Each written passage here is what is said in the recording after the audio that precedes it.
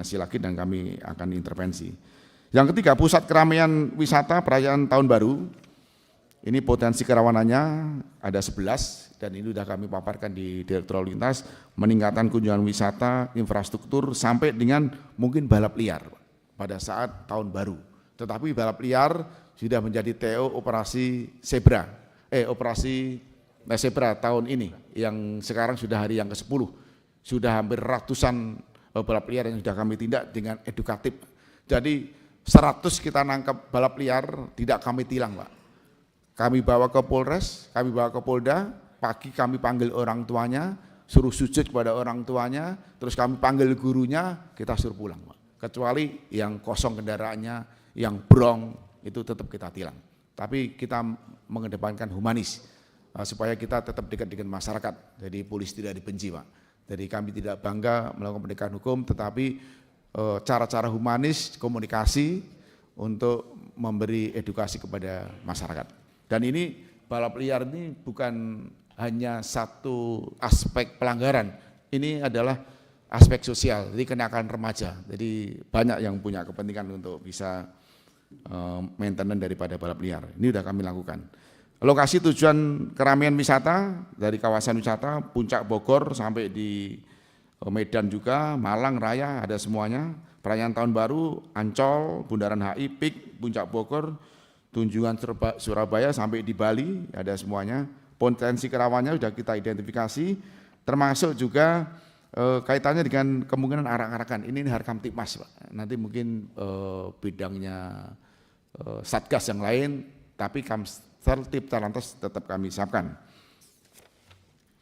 Rekomendasi penanganan Kamtip Lantas pada lokasi tujuan keramaian wisata dan perayaan Tahun Baru sudah kami lakukan semuanya, baik ramcek hingga penyiapan posko terpadu. Ini nanti masih ada rapat-rapat karena operasi lilin masih cukup agak lama, jadi masih bulan Desember, tapi kita sudah menyiapkan semuanya, termasuk juga stakeholder lainnya. Tempat ibadah saya rasa sama nih cara bertindaknya, jadi Harkamtipmas dan Kamtip Lantas tetap harus kita jamin pelaksanaan daripada perayaan Natal itu harus aman dan harus lancar. Maka dari itu rekomendasi penanganannya adalah nanti akan kita siapkan posko terpadu dengan sarana K3I dan sistem digital yang untuk monitoring daripada kondisi lalu lintas, termasuk juga manajemen rekayasa lalu lintas. Ini penting di tempat-tempat kegiatan daripada ibadah, termasuk juga tempat wisata, hingga penyiapan rolakir yang memadai, termasuk evakuasi BMKG dan sebagainya harus kita persiapkan dari awal. Yang kedua, pertanyaan berkaitan dengan sistem dan penyelenggaraan fungsi lalu lintas. Jadi sistem pembinaan dan penyelenggaraan fungsi lalu lintas kami paparkan mungkin lebih cepat. Sistem pembinaan dan penyelenggaraan lalu lintas, fungsi lantas. Yang pertama adalah revitalisasi ISDC dan Smart City. Ini penting sekali, Pak. Bagaimana kita menciptakan kendaraan yang berkeselamatan, jalan keselamatan, dan pengemudi yang berkeselamatan. Pentingnya keselamatan ada di ISDC, termasuk dengan Smart City. Revitalisasi Indonesia Safety Driving, Pak Ketua dan anggota Dewan yang kami muliakan. Kami punya Indonesia Safety Driving Center dari tahun 2020, tetapi masih jelek, Pak.